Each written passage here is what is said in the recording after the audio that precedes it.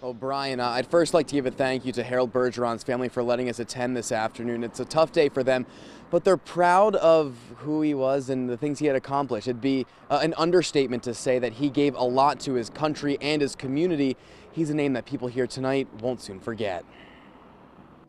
Saying goodbye to a loved one is never easy. He is a man short on stature, but big in heart. Friends and family said goodbye to Vermont's oldest living veteran. Harold Bergeron passed away last Saturday. He was 104.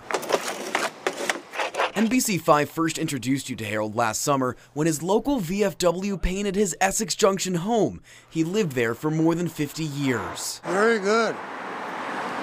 Very, very nice. Bergeron was a long-time VFW member. A few veterans came Friday to pay their respects to their fellow soldier. It's just real important that we come out and honor these veterans. We've lost most of our World War II guys.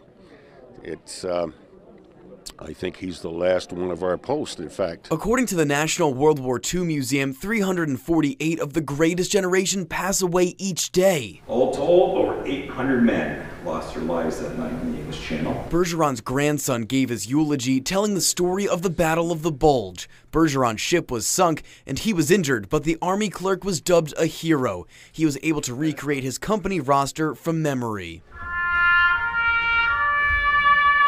That sharp mind, something Harold Bergeron never lost during his 104 years, even up to his final days. The minister recalled seeing Bergeron just last week. I left saying, I don't know why I came.